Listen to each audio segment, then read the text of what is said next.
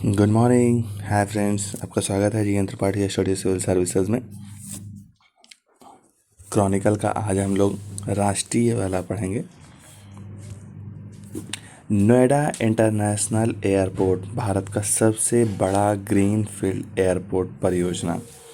तो ये भारत का सबसे बड़ा ग्रीन जब शब्द कहीं आ जाए तो इसका मतलब वहाँ पे अब इकोसिस्टम फ्रेंडली कुछ बनाया जाएगा जिसमें कार्बन एमिशंस कम होंगे। तो नोएडा का जो इंटरनेशनल एयरपोर्ट है वो भारत का सबसे बड़ा ग्रीन फील्ड एयरपोर्ट परियोजना है। प्रधानमंत्री नरेंद्र मोदी ने 28 मार्च को उत्तर प्रदेश के जेवर में नोएडा इंटरनेशनल एयरपोर्ट के प्रथम चरण का उद्घाटन किया, मतलब फर्स्ट बनने का उद्घाटन किया। निवेश 11,200 करोड़ रुपए के निवेश से विकसित यह भारत का सबसे बड़ा ग्रीनफील्ड एयरपोर्ट परियोजना है। नेट जीरो लक्ष्य है, मतलब बिल्कुल कार्बन मिशंस नहीं होगा। अस्थायी और भविष्य सिद्ध बुनियादी ढांचे के रूप में डिजाइन किया गया नेट जीरो उत्सर्जन सुविधा है। यात्री क्षमता प्रारंभिक चरण में 1.2 करोड़ यात्रियों की वार्षिक क्षमता पूर्ण विकास पर 7 करोड़ हो जाएगा। मतलब पहले अभी 1.2 करोड़ रहेगा, बाद में जब पूरा विकसित हो जाएगा तो 7 करोड़ का हो जाएगा। Cargo hub multi modal cargo hub में एकीकृत कार्गो टर्मिनल प्रारंभ में 2.5 लाख मीट्रिक टन विस्तार पर 18 लाख टन क्षमता। एनसीआर का दूसरा एयरपोर्ट है। यह इंदिरा गांधी इंटरनेशनल एयरपोर्ट का पूरक एनसीआर का दूसरा अंतर्राष्ट्रीय हवाई अड्डा होगा।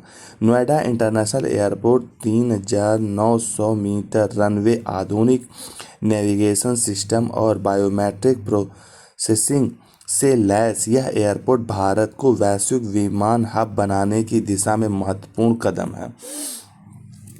तो इसमें कुछ खास इंपॉर्टेंट चीज़ नहीं है। इम्पॉर्टेंट ये है कि भारत का सबसे बड़ा इको फ्रेंडली या ग्रीन फील्ड एयरपोर्ट परियोजना कौन है, तो नोएडा का इंटरनेशनल एयरपोर्ट, जो जेवर में प्रधानमंत्री ने 28 मार्च को इसका उद्घाटन किया है। बस, इससे ज़्यादा कोई इंपॉर्टेंट चीज़ नहीं है। अब दूसरा, 2027 तक 143 गीगावाट होगी भारत की अंतर क्षेत्रीय बिजली पर पारसेर क्षमता। 143 गीगावाट तक होगी अंतर क्षेत्रीय बिजली। 18 मार्च 2026 को भारत सरकार ने घोषणा की कि देश भर में बिजली की सुचारू प्रवाह के लिए अंतर क्षेत्रीय पारसेर क्षमता 2027 तक 143 गीगावाट की जाएगी। मुख्य तथ्य, वर्तमान में यह स्थिति 2025 तक भारत की अंतर क्षेत्रीय पारसेर क्षमता 120 गीगावाट है। 120 को बढ़ा के क्या किया जाएगा, 143। भविष्य का लक्ष्य 2032 तक 168 तक बढ़ाने की। ये क्वेश्चंस आ सकते हैं कि अभी क्या है, तो 120 है। 143 का टारगेट क्या है, 2027, और 168 का टारगेट 2032। विद्युत मांग, सरकारी अनुमान के अनुसार 2032 तक भारत की चरम बिजली मांग जो होगी वो 388 गीगावाट तक पहुंच जाएगी। बुनियादी ढांचा विकास, 2032 तक पारसेर नेटवर्क का 6.48 लाख सर्किट किलोमीटर और परिवर्तन क्षमता 2345 गीगावाट का विस्तार किया जाएगा। नेशनल पावर ग्रिड, यह भारत का सबसे बड़ा और विश्व के सबसे बड़े सिंक्रोनाइज्ड बिजली ग्रिड में से एक है, जो उत्तरी, पश्चिमी, पूर्वी और उत्तर पूर्वी और दक्षिण क्षेत्रीय ग्रिडों को जोड़ता है ताकि मांग के आधार पर राज्यों के बीच में निर्बाध बिजली हस्तांतरण हो सके। तो इसमें यही इंपॉर्टेंट है, बाकी कुछ खास नहीं इंपॉर्टेंट है कि 2027 तक कितना लक्ष्य रहेगा, 143 गीगावाट रहेगा। 2032 तक कितना लक्ष्य रहेगा, वो रहेगा 168 का लक्ष्य रहेगा। ठीक है, और अभी प्रेजेंट में कितना है, तो 120। डाक विभाग ने 24 स्पीड पोस्ट सेवा शुरू की है। डाक विभाग ने क्या किया, 24 स्पीड पोस्ट सेवा शुरू की है। 17 मार्च 2026 को संचार मंत्रालय के तहत डाक विभाग ने आकाशवाणी भवन से तत्काल पार्सल डिलीवरी के लिए 24 स्पीड पोस्ट सेवा का शुभारंभ किया है। उद्देश्य क्या है इसका, देखते हैं।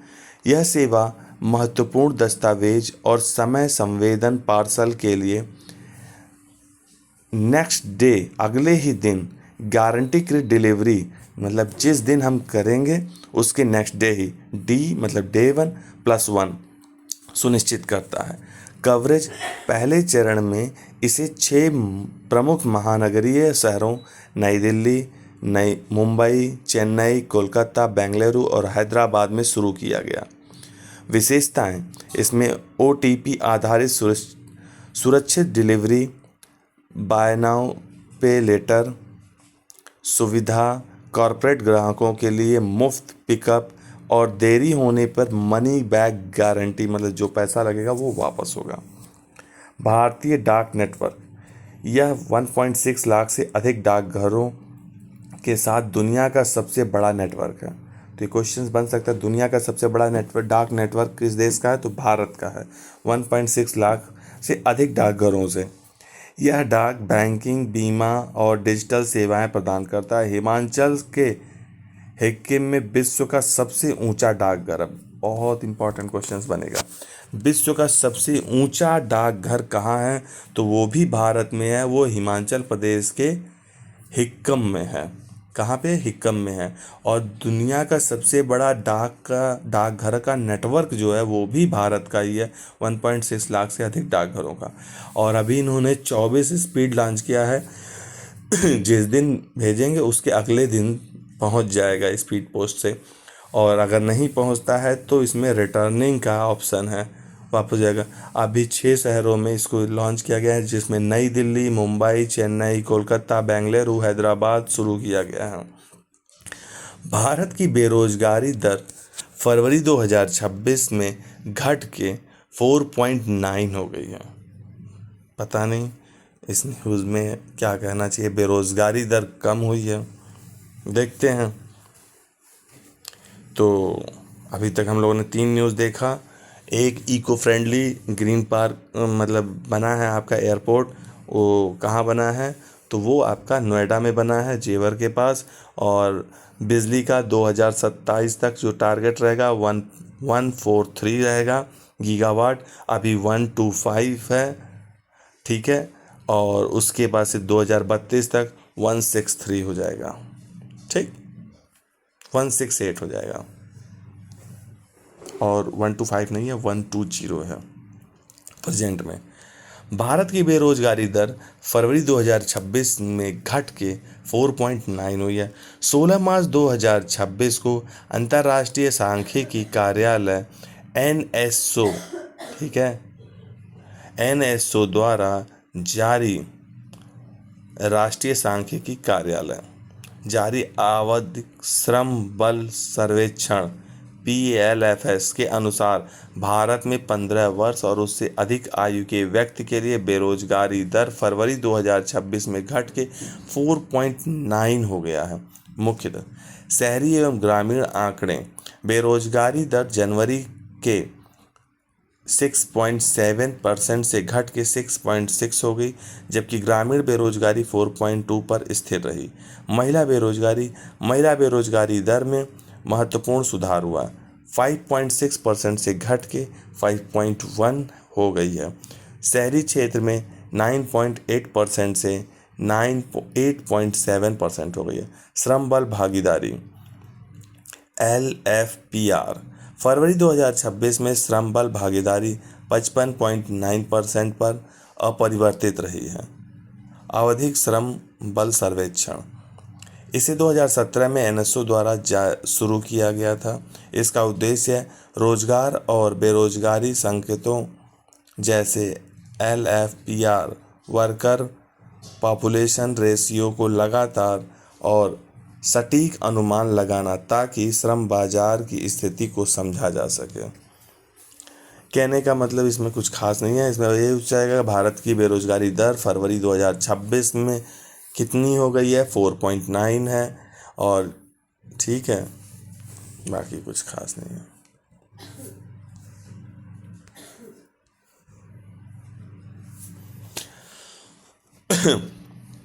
भारत स्टील 2026 शिखर सम्मेलन नई दिल्ली में प्रस्तावित।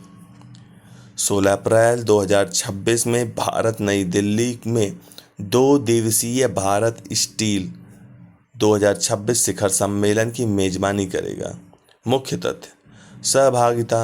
इसमें स्टील प्रौद्योगिकी और खनन व्यापार क्षेत्रों के वैश्विक नेता भाग लेने। मुख्य उद्देश्य: अगली पीढ़ी का स्टील पारिस्थितिकी तंत्र बनाना, हरित स्टील उत्पादन को बढ़ावा देना और भारत के वैश्विक स्टील फुटप्रिंट का विस्तार करना। प्रमुख फोकस: सम्मेलन में ग्रीन स्टील, कम कार्बन वाली उत्पादन तकनीकी, ऊर्जा कुशल प्रक्रियाओं और लचीली आपूर्ति श्रृंखलाओं पर जोर दिया जाएगा। वैश्विक दृष्टिकोण: विदेश मंत्रालय के सचिव सुधाकर दलेला के अनुसार यह भारत की इस्पात क्षमताओं को प्रदर्शित करने और निवेश आकर्षित करने का मंच है। ग्रीन स्टील: यह पारंपरिक कोयले और जीवाश्म ईंधन के बजाय हाइड्रोजन या नवीकरणीय ऊर्जा जैसे कम कार्बन वाले ऊर्जा स्रोत का उपयोग करके इस्पात के उत्पादन को संदर्भित करता है, जिससे ग्रीन हाउस गैस उत्सर्जन में भारी कमी होती है।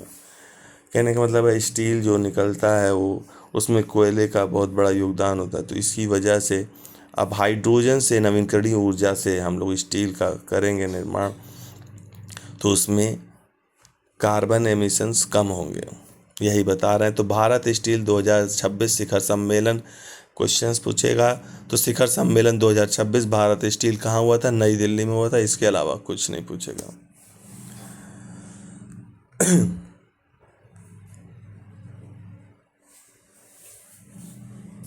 नेक्स्ट, थोरियम से 2047 तक 100 गीगावाट ऊर्जा लक्ष्य प्राप्त करने की आवश्यकता है। एक्चुअल में ये देश में ऐसा हो रहा है, हमारे देश में सबसे ज़्यादा बिजली का उत्पादन जो होता है वो कोयले से होता है, दूसरे नंबर पे पानी से होता है। तो अब हम लोग अलग अलग दूसरी चीज़ें वो देख रहे हैं, क्योंकि उससे क्या होता है, एक तो कोयला एक टाइम पे आके धीरे धीरे ख़त्म हो जाएगा, और जब पृथ्वी से कोयला निकाला जाएगा तो उसकी वजह से जाहिर सी बात है जहाँ कोई खाली जगह रहेगी तो अन्य चीज़ें, भूकंप आना, ये सब चीज़ें भी बढ़ जाती हैं, रिस्क होता है। कोयले से बहुत ज़्यादा उत्पादन से, आपका कोयला मिशन से भी आपका ग्रीन हाउस भी मतलब प्रभावित होता है। तो इस वजह से अब हम लोग उसका सेकंड ओपिनियन अच्छे से देख रहे हैं कि जिसमें ज़्यादा बिजली उत्पादन हो और कार्बन एमिशंस कम हो, और जिससे हमें फ़ायदा रहे। तो उसी आगे बढ़ रहे हैं कि थोरियम से 2047 तक 100 गीगावाट ऊर्जा लक्ष्य प्राप्त करने की आवश्यकता है। 16 मार्च 2026 को, ठीक है, शांति एक्ट 2025 के संदर्भ में भारत के परमाणु ऊर्जा कार्यक्रम में थोरियम ऊर्जा की चुनौती को हल करने की आवश्यकता पर बल दिया गया। मतलब डायरेक्ट तो थोरियम होता नहीं है, तो इसी वजह से उस पर बल दिया गया। मुख्य तथ्य क्या है? थोरियम भंडार। भारत के पास विश्व के सबसे बड़े थोरियम भंडार हैं, जिसमें केरल, उड़ीसा का योगदान 70% से अधिक है। मतलब विश्व में सबसे ज़्यादा थोरियम कहाँ पाया जाता है? वो भारत में पाया जाता है। और भारत में भी सबसे ज़्यादा कहाँ? केरल में, फिर उड़ीसा में 70% से अधिक। आयात निर्भरता। परमाणु ऊर्जा वृद्धि आयातित यूरेनियम पर निर्भर है। घरेलू थोरियम अयस्क, दुर्बल और निष्कर्ष और महंगा है। वैश्विक यूरेनियम 100 गीगावाट लक्ष्य तक वैश्विक क्षमता 380 गीगावाट से 1400 गीगावाट हो जाएगी, जिसके लिए 80 लाख टन ज्ञात भंडार केवल 30 वर्ष पर्याप्त होंगे।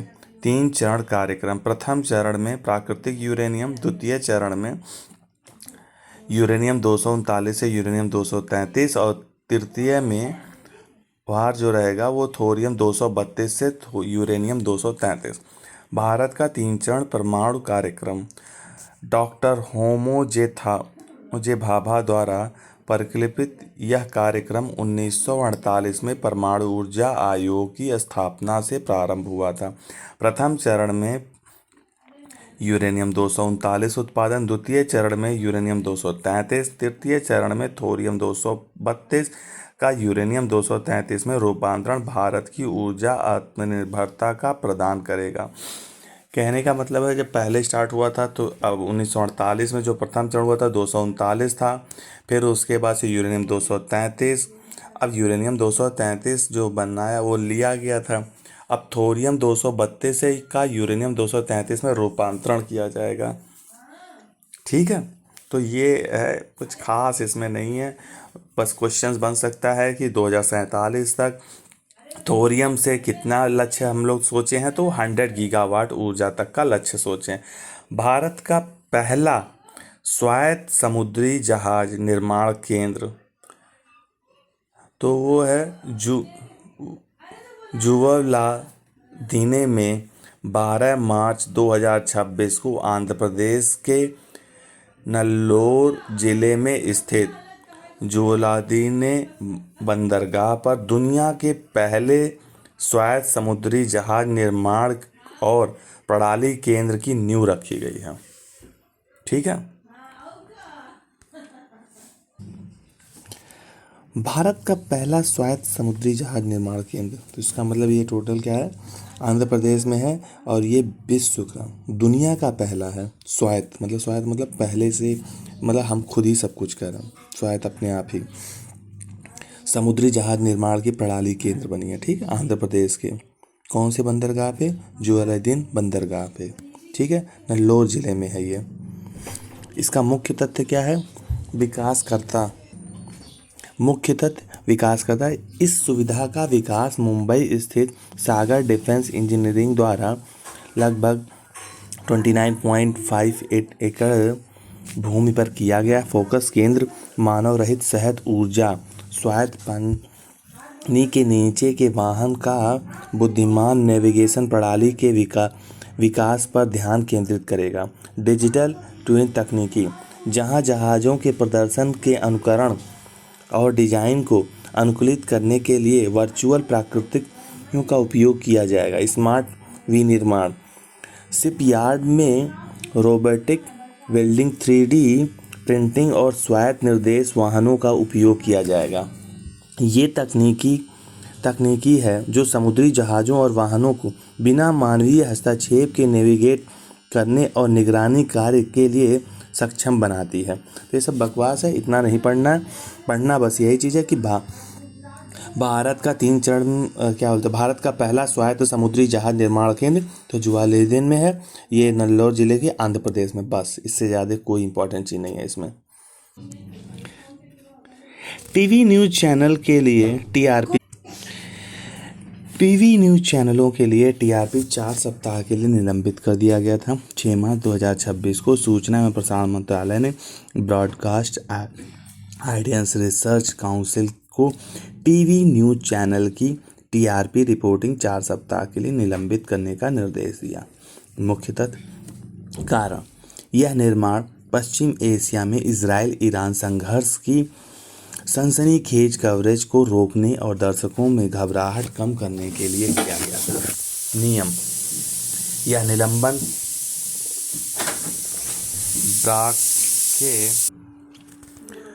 ब्राक को टीवी न्यूज़ चैनल के नीतिगत दिशा निर्देशों के क्लास 24.2 के तहत किया गया है। पूर्व उदाहरण, इससे पहले 2009 में टीआरपी डेटा हेरफेर के आरोप के बाद ऐसा कदम उठाया गया था। टीआरपी क्या चीज़ होती है, टेलीविज़न रेटिंग पॉइंट पर एक मीट्रिक है, ठीक है, जिसका उपयोग विज्ञापन एजेंसियों और प्रसारण द्वारा यह मापने के लिए किया जाता है कि कौन सा कार्यक्रम सबसे अधिक देखा जा रहा है। भारत में ब्राक इलेक्ट्रॉनिक उपकरण के जरिए ऐसे ट्रैक करती है।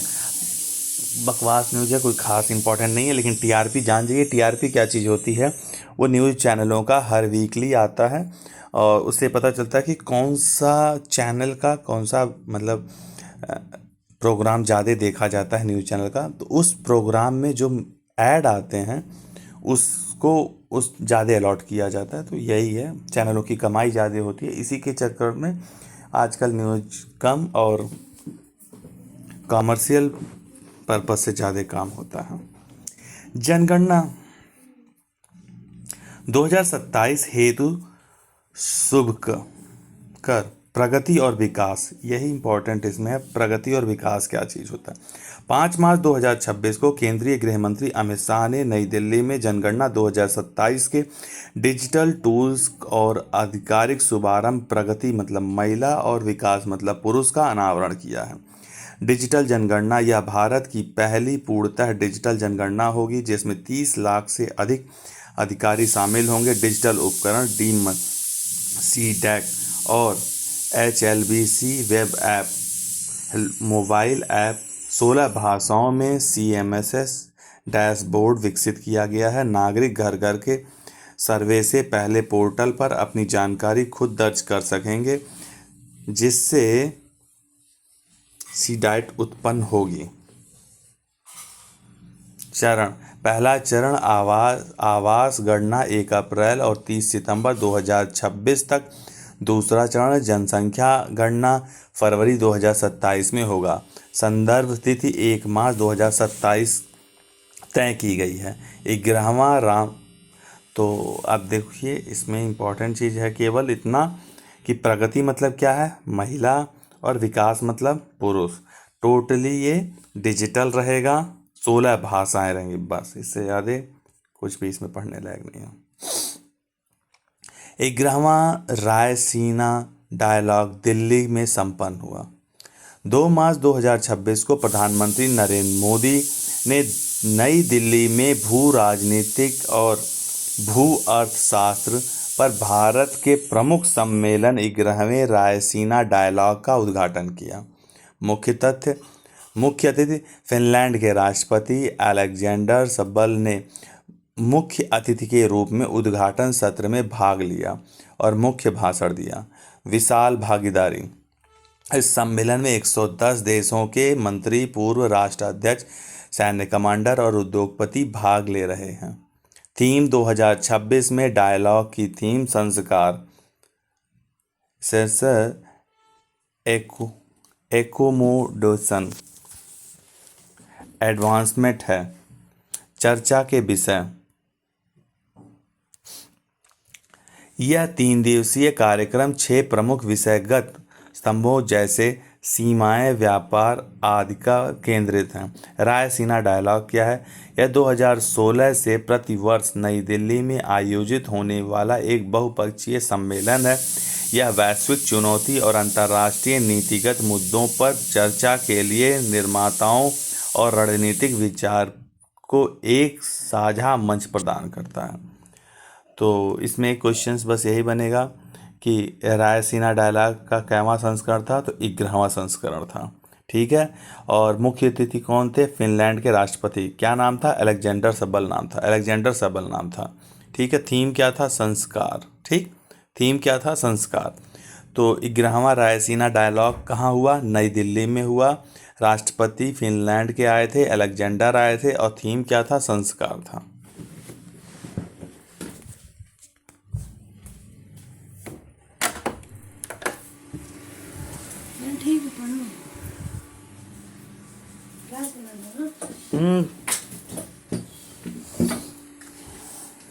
पढ़ भी रहा था, क्लास भी बन जाएगा। आवाज हुई।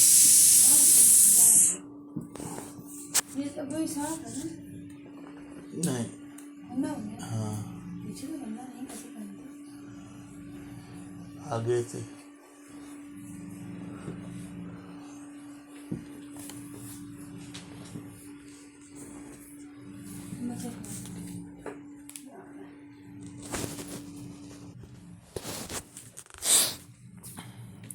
डेवोन द्वीप 11 मार्च, कौन सा द्वीप?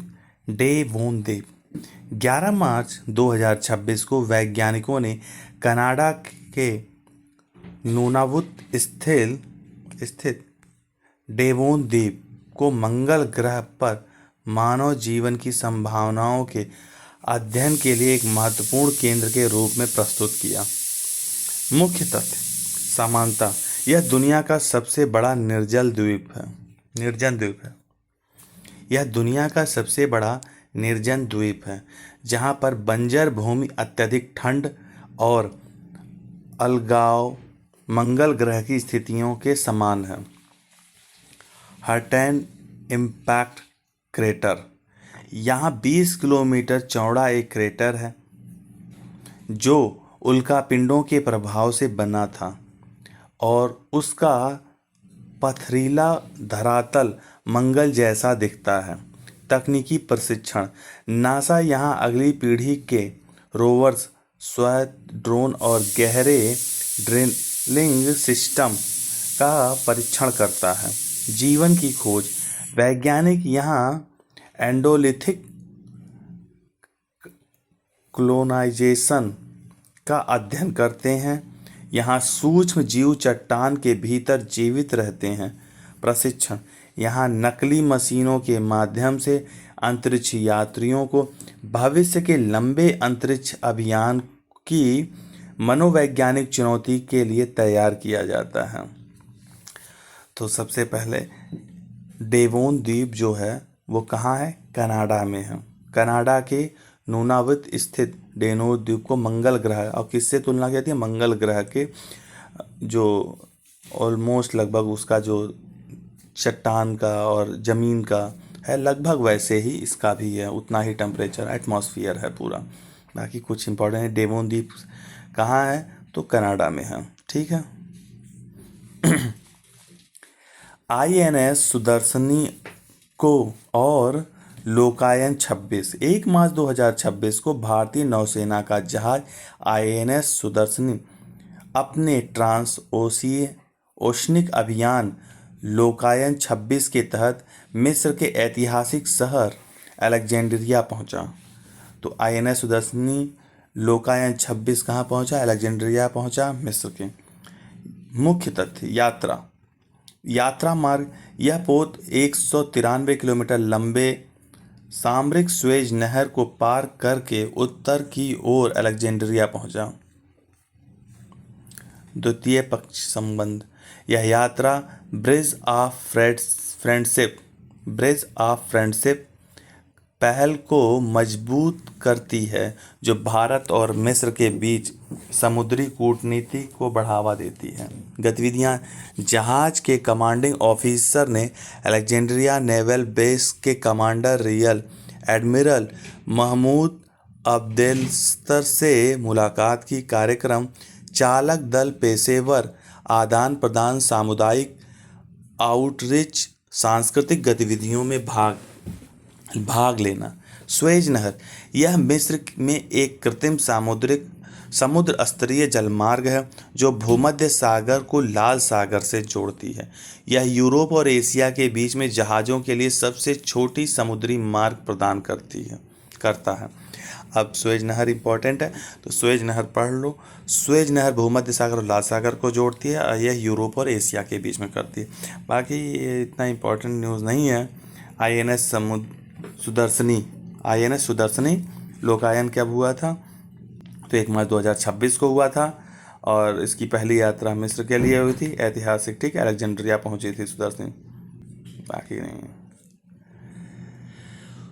राष्ट्रीय आरोग्य मेला 2026 25 से 28 फरवरी 2026 तक महाराष्ट्र के बुलढाणा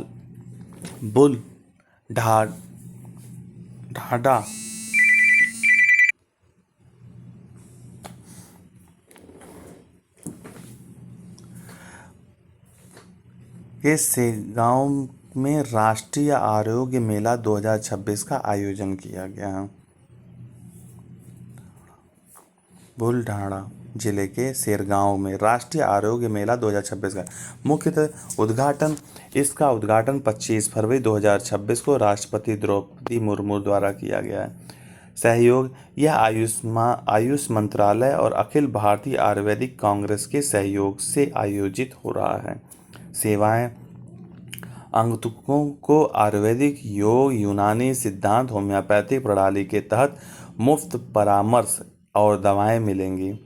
आयुर्वेदिक खेती 27 फरवरी को औषधि पौधों की खेती और मूल्य संवर्धन पर एक विशेष सत्र आयोजित किया जाएगा, जिससे विदर्भ के किसानों को लाभ होगा। विदर्भ वही जगह है जहाँ पे सबसे ज़्यादा किसान आत्महत्या करते हैं, क्योंकि यहाँ की ज्योग्राफी बहुत ही टफ है, खेती के लिए बहुत आसान नहीं है यहाँ पे। जागरूकता। मेले का उद्देश्य है पारंपरिक चिकित्सा प्रणाली के बारे में सार्वजनिक जागरूकता बढ़ाना और प्रणाली आजीविका को मजबूत करना। आयुष क्या चीज़ है? यह भारत की 6 पारंपरिक और वैकल्पिक चिकित्सा प्रणाली का संक्षिप्त रूप है। आयुर्वेद, योग, प्राकृतिक चिकित्सा, यूनानी सिद्धा, शोवा, ऋग्वा और होम्योपैथिक। आयुष मंत्रालय इन प्रणालियों के विकास और प्रचार के लिए उत्तरदायी है। तब राष्ट्रीय आरोग्य मेला कहाँ लगा है? महाराष्ट्र के बुलढाणा। ठीक है, बस बाकी इम्पोर्टेंट नहीं है। भारतीय राज्य व्यवस्था और शासन देखते हैं। राष्ट्रीय चीजें अब खत्म हो गई। अब ट्रांसजेंडर पर्सन्स संरक्षण अधिकार संशोधन विधेयक 2026। ट्रांसजेंडर के ऊपर जो विधेयक आया था उसके बारे में 25 मार्च 2026 को राज्यसभा ने ट्रांसजेंडर पर्सन्स संशोधन विधेयक 2026 को पारित कर दिया, जिसके बाद यह संसद से पारित हो गया है। मुख्यतः ट्रांसजेंडर परिभाषा। विधेयक में ट्रांसजेंडर श्रेणी को पुनर्परिभाषित किया गया है। स्वानुभूति लिंग पहचान का प्रावधान हटाया गया तथा सामाजिक सांस्कृतिक पहचान और ट्रांस मैस्कुलाइन व्यक्ति को बाहर रखा गया। कठोर सजाएं। इस संशोधन विधेयक 2026 में अपराधों के लिए कठोर सजाएं 6 माह से आजीवन कारावास प्रस्तावित करता है। मुख्य धारा में लाने की पहल।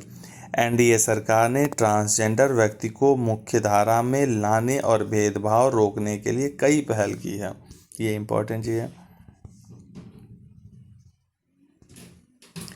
मेडिकल बोर्ड लिंग प्रमाण पत्र प्राप्ति के लिए मेडिकल बोर्ड अनिवार्य होगा।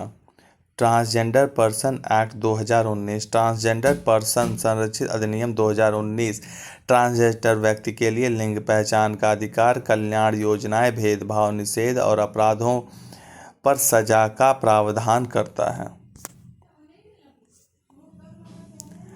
ट्रांसजेंडर पर्सन संशोधन विधेयक 2026 पारित हो गया।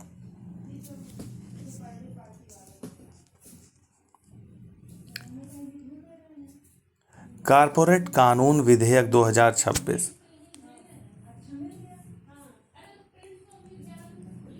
तेईस मार्च 2026 को वित्त मंत्री ने लोकसभा में कॉर्पोरेट कानून विधेयक 2026 पेश किया। कॉर्पोरेट कानून, जिसे 31 सदस्यीय संयुक्त संसदीय समिति को भेजने का प्रस्ताव रखा गया है। मुख्यतः कॉर्पोरेट सोशल रिस्पॉन्सिबिलिटी CSR लागू होने की लाभप्रदता सीमा 5 करोड़ से बढ़कर 10 करोड़ कर दी गई है। छोटी कंपनियों की परिभाषित विस्तारित कर CSR छूट, ऑडिटर नियुक्ति में छूट और अतिरिक्त शुल्क में कमी का प्रावधान है। अपठित CSR राशि। चल रही परियोजनाओं के अपठित CSR को 30 दिन से बढ़कर 90 दिन में बैंक खाते में स्थानांतरित करने का समय बढ़ाया गया है। LLP रूपांतरण। सेबी और IFSC प्राधिकरण के तहत पंजीकृत निर्दिष्ट ट्रस्टों का LLP में रूपांतरण ढांचा प्रस्तावित है। कंपनी अधिनियम 2013।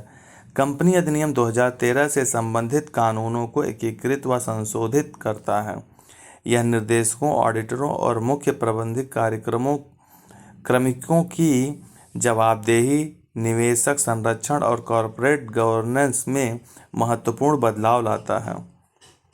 कुछ खास इंपॉर्टेंट चीज नहीं है। जन विश्वास विधेयक 2025 वापस लिया गया। 17 मार्च 2026 को केंद्र सरकार ने प्रवर समिति की सिफारिश को शामिल करने के लिए लोकसभा में जन विश्वास प्रावधानों का संशोधन विधेयक 2025 वापस ले लिया। विधेयक का उद्देश्य था, क्या उद्देश्य था? छोटे अपराधों को गैर आपराधिक बनाना और कारावास के प्रावधानों को मैट्रिक दंड में बदलकर ईज ऑफ डूइंग बिजनेस को बढ़ावा देना। ईज ऑफ डूइंग बिजनेस को बढ़ावा देना। प्रक्रिया: केंद्रीय वाणिज्य मंत्री पीयूष गोयल द्वारा पेश किए गए वापसी प्रस्ताव को सदन में ध्वनित मत से मंजूरी थी। रणनीतिक वापसी एक प्रक्रियात्मक कदम है जिससे सरकार विधेयक को संशोधित और अधिक प्रभावी रूप में पुनः पेश कर सकेगी। लाभ: इससे न्यायिक प्रणाली का बोझ कम होगा और नागरिकों व राज्य के बीच विश्वास आधारित शासन को बढ़ावा मिलेगा। कुछ खास नहीं है ये भी। संशोधन: नया संस्करण समिति द्वारा सुझाए गए प्रावधानों को संबोधित करेगा। प्रवर समिति क्या होती है? हाँ, ये इंपॉर्टेंट है, पढ़ लेते हैं। यह किसी विशिष्ट विधेयक को विस्तृत जांच करने के लिए संसद के सदस्यों का एक अस्थायी समूह है जो उस पर सुधार के लिए सुझाव देता है। मतलब कोई भी कानून होगा उसका वो विस्तृत अध्ययन करेंगे और उस पर संसद के द्वारा सुझाव देंगे फिर संसद को। बस यही होती है प्रवर समिति। और ध्वनिमत याद कर लेते हैं। ध्वनिमत में ये होता है कि जो अध्यक्ष होता है वो देखता है कि किसकी मतलब अगर हाँ में ध्वनि आती है तो पास कर देता है, ना में ध्वनि आती है तो मैक्सिमम ना कर देता है। नंबर्स काउंटिंग नहीं होती है। किसी भी उम्र के बच्चे को गोद लेने पर भी मिलेगा 12 सप्ताह का मातृत्व अवकाश। 17 मार्च 2026 को सुप्रीम कोर्ट ने किसी भी उम्र के बच्चे को गोद लेने पर 12 सप्ताह का मातृत्व अवकाश दिए जाने का निर्णय किया। ये इंपॉर्टेंट चीज़ है। सुप्रीम कोर्ट के निर्णय: अपने निर्णय में सुप्रीम कोर्ट ने एक ऐसे कानून को निरस्त कर दिया जिसमें यह प्रावधान था कि यदि कोई महिला 3 महीने से कम आयु के बच्चे को कानूनी रूप से गोद लेती है तभी उसे मातृत्व अवकाश का अधिकार मिलेगा। पीठ न्यायमूर्ति JB पारदीवाला और R महादेवन की पीठ ने यह निर्णय दिया। प्रावधान: इस धारा में केवल 3 महीने से कम आयु के बच्चे को गोद लेने वाली महिलाओं को ही 12 सप्ताह का मातृत्व अवकाश देने का प्रावधान था। दत्तक माता के अधिकार और दायित्व: अदालत ने यह भी स्पष्ट किया कि दत्तक माता के पास बच्चे के प्रति वही अधिकार और दायित्व होते हैं जो एक जैविक माता के पास होते हैं। पितृत्व अवकाश का प्रावधान: सुप्रीम कोर्ट ने केंद्र सरकार से यह भी कहा कि वह पितृत्व अवकाश को एक सामाजिक सुरक्षा लाभ के रूप में मान्यता देने के लिए प्रावधान बनाए। पहले 3 महीने से कम का था, अब किसी भी हो गया है पितृत्व के लिए, अभी कोई नहीं है। कृषि नीति में संतुलन हेतु सर्वोच्च न्यायालय का हस्तक्षेप: 12 मार्च 2026 को भारत के सर्वोच्च न्यायालय ने केंद्र सरकार को कृषि नीति ढांचे पर पुनर्विचार करने और फसल विविधीकरण के लिए बेहतर प्रोत्साहन विकसित करने का निर्देश दिया। मुख्य तथ्य: MSP प्रोत्साहन की कमी। किसान गेहूं धान को प्राथमिकता देते हैं क्योंकि इनकी मजबूत सरकारी खरीद होती है, जबकि दाल किसानों को प्रभावी MSP समर्थन कम ही मिलता है। खरीद अनिश्चितता: दालों के लिए मूल्य समर्थन योजना PSS के तहत खरीद समिति है। महाराष्ट्र जैसे प्रमुख राज्यों में 30% से भी कम कवरेज रहता है। पर्यावरणीय लाभ: दालें कम पानी लेती हैं और राइजोबियम जीवाणु के माध्यम से नाइट्रोजन स्थिरीकरण से मिट्टी की उर्वरकता बढ़ती है। नीतिगत उपाय NAFED FCI द्वारा खरीद विस्तार PDS में दाल सम्मिलन, चावल खाली खेतों में दाल अंतर फसल प्रणाली को बढ़ावा। सारी चीजें बहुत इंपॉर्टेंट नहीं है अभी। फसल विविधीकरण एक क्षेत्र में एकल फसल पैटर्न के बजाय विभिन्न फसलों की खेती करने की प्रक्रिया है। चावल गेहूं प्रणाली से दालें, तिलहन, बाजरा और बागवानी एवं 4 फसलों की ओर स्थानांतरण इसमें शामिल है। बस यही बता रहे हैं कि गेहूं चावल पे डिपेंडेंसी नहीं होनी चाहिए। और क्योंकि भारत सरकार लेता है सबसे ज़्यादा MSP जो है उसी पे निश्चित रहती है, लेकिन दालों को भी करना चाहिए, जैसे खेतों के मिट्टी में नाइट्रोजन बहुत ज़्यादा आ जाएगा और खेत बंजर बनने से बजाय अच्छी खेती होगी। सर्वोच्च न्यायालय का पैसिव यूथेनेसिया की अनुमति। 11 मार्च 2026 को भारत के सर्वोच्च न्यायालय ने हरीश राणा पैसिव यूथेनेसिया मामले में कृत्रिम लाइफ सपोर्ट वापस लेने की अनुमति दी, जो एंड ऑफ लाइफ निर्णय में एक महत्वपूर्ण कदम है। मुख्य तथ्य निर्णय न्यायमूर्ति JB पारदीवाला और KV विश्वनाथन की पीठ ने एम्स को मेडिकल दिशा निर्देश के तहत लाइफ सपोर्ट हटाने का निर्देश दिया। कब दिया था? 11 मार्च 2026 को दिया था। ठीक है। पैसिव यूथेनेसिया मामले में हरीश राणा को मानवीय गरिमा नहीं मामले की प्रश्न 31 वर्षीय हरीश राणा 2013 में सिर में चोट लगने के बाद अस्थायी अचेतन अवस्था में थे और पूरी तरह लाइफ सपोर्ट पर निर्भर थे। मानवीय गरिमा न्यायालय ने कहा कि सुधार की कोई उम्मीद न होने पर कृत्रिम हस्तक्षेप के जरिए जीवित रखना मानव गरिमा के सिद्धांत का उल्लंघन हो सकता है।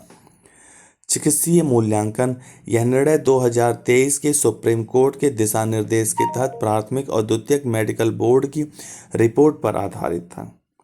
पैसिव यूथेनेसिया भारत के सर्वोच्च न्यायालय ने 9 मार्च 2018 को एक ऐतिहासिक फैसले में पैसिव यूथेनेसिया को कानून मान्यता दी थी। अदालत ने कहा कि गरिमा के साथ मरना संविधान के अनुच्छेद 21 जीवन का अधिकार का हिस्सा है। सुप्रीम कोर्ट ने OBC आरक्षण में क्रीमी लेयर के मानदंड स्पष्ट किए। 11 मार्च 2026 को भारत के सर्वोच्च न्यायालय ने स्पष्ट किया कि OBC आरक्षण प्रणाली में क्रीमी लेयर की स्थिति निर्धारित करने के लिए केवल माता पिता की आय का एकमात्र मानदंड नहीं हो सकता है। ये तो बात सच है। मुख्य तथ्य अन्य कारक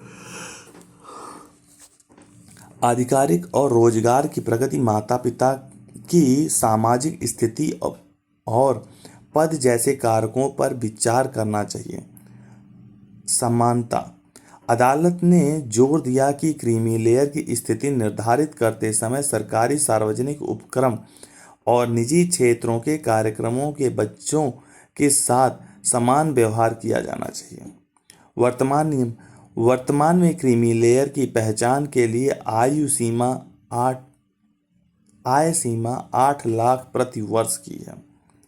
पृष्ठभूमि क्रीमी लेयर की अवधारणा सुप्रीम कोर्ट द्वारा 1992 के ऐतिहासिक इंदिरा साहनी बनाया भारत संघ फैसले की पेश की। तो ये क्रीमी लेयर का मानदंड बताया गया है। यह अवधारणा ओबीसी समुदाय के भीतर उन आर्थिक और सामाजिक रूप से उन्नत सदस्यों को संदर्भित करती है जिन्हें 27% आरक्षण के लाभ से बाहर रखा गया है, ताकि लाभ वास्तविक रूप से वंचितों तक पहुंच सके। ये तो सही चीज़ है, क्रीमी लेयर से अगर वो बाहर हो जाते हैं तो अच्छा, जब उनके पास पैसे हैं, सब कुछ है, तो वो जनरल में आके करें, जिससे जिनको चाहिए उनको मिल सके। प्रॉक्सी सरपंच को ना कहें अभियान। 8 मार्च 2026 को पंचायती राज मंत्रालय ने ग्राम शासन में छद नेतृत्व को रोकने के लिए से नो टू प्रॉक्सी सरपंच अभियान शुरू किया। मुख्य तथ्य, जैसे प्रॉक्सी पंच ये होता है, जैसे महिलाएं हैं और उनके मेन पुरुष जो होते हैं वो सरपंच होते हैं, वही सब काम करते हैं। अवधि और उद्देश्य, यह अभियान 18 मार्च 2026 तक चलेगा और इसका उद्देश्य है सरपंच पति प्रथा के बारे में जागरूकता बढ़ाना। सरपंच पति प्रथा यह एक ऐसी स्थिति है जहां आधिकारिक तौर पर चुनी गई महिला सरपंचों के बजाय उनके पति या पुरुष रिश्तेदार ग्राम पंचायत के निर्णय लेने का नियंत्रण करते हैं। प्रस्तावित उपाय, मंत्रालय ने स्थानीय निकायों में प्रॉक्सी शासन साबित होने पर सख्त दंड, हेल्पलाइन और पुरस्कारों की सिफारिश की है। पंचायती राज प्रणाली, यह भारत में त्रिस्तरीय विकेंद्रीकरण, ग्रामीण शासन संरचना, ग्राम, ब्लॉक, जिला 73वें संविधान संशोधन अधिनियम 1992 के तहत से संवैधानिक दर्जा और महिलाओं के लिए आरक्षण प्रदान किया है। मतलब महिलाएं हो जाती हैं पंचायत, लेकिन उनके पुरुष रहते हैं। इसी के ऊपर है प्रॉक्सी सरपंच को ना कहें अभियान शुरू किया गया है, तो कुछ खास नहीं है।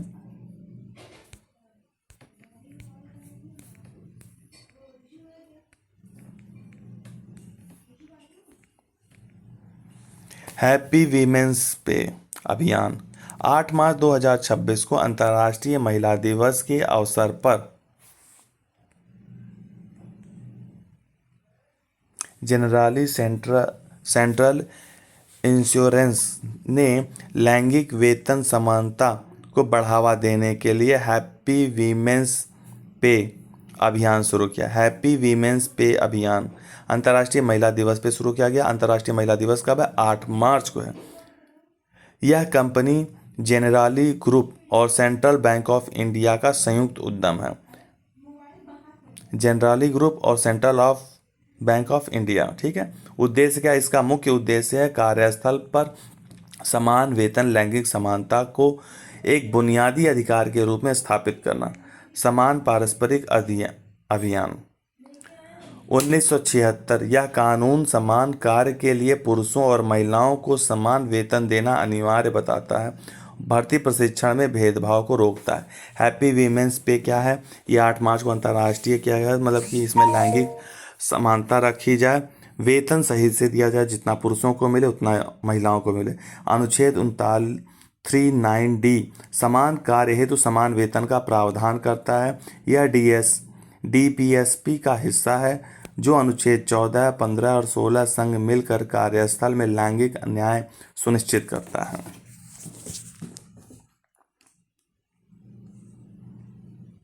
कला और संस्कृति,